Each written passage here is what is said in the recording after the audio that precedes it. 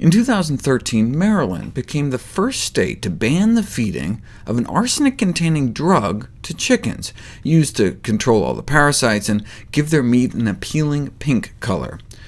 In 2011, FDA found that the livers of chickens fed this drug had elevated levels of inorganic arsenic, a known human carcinogen.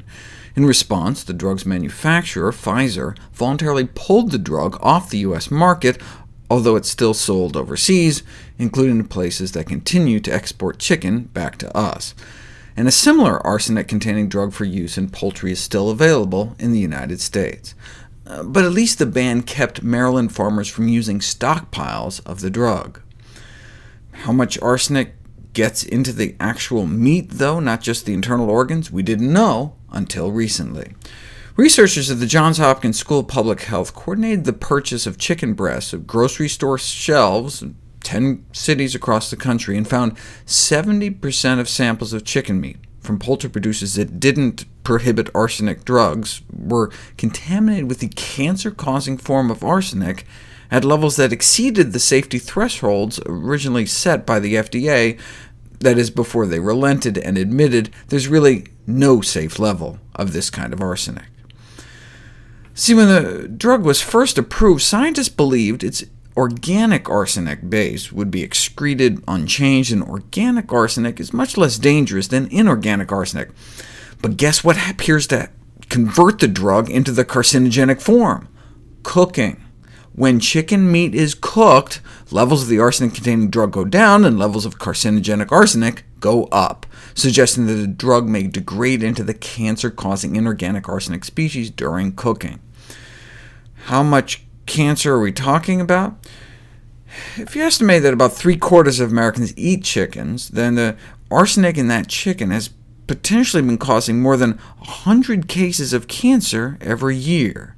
They conclude that eliminating the use of arsenic-containing drugs in chicken and pig production could reduce the burden of arsenic-related diseases in the U.S. population. That's one of the ways arsenic gets into rice. When we feed arsenic to chickens to pink in their flesh, the resulting arsenic-bearing poultry manure is then introduced to the environment, the soil, the water, and then the rice can then suck it up from contaminated soil and be transferred to human beings that don't even eat chicken. We're talking massive environmental contamination from the poultry industry. Nearly 2 million pounds of arsenic has been poured into the environment every year by the chicken industry alone in the United States.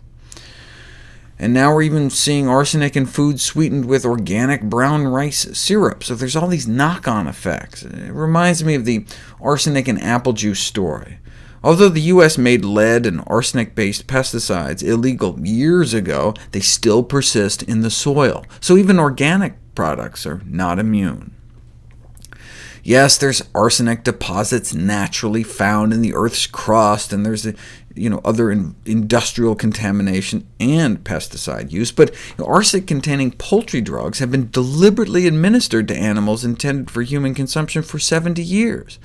Consequently, exposures resulting from the use of these drugs are far more controllable than our exposures from environmental sources. And the good news is that thanks to a lawsuit from the Center for Food Safety and other consumer groups, 3 out of the 4 arsenic-containing drugs fed to poultry have been officially pulled from the market.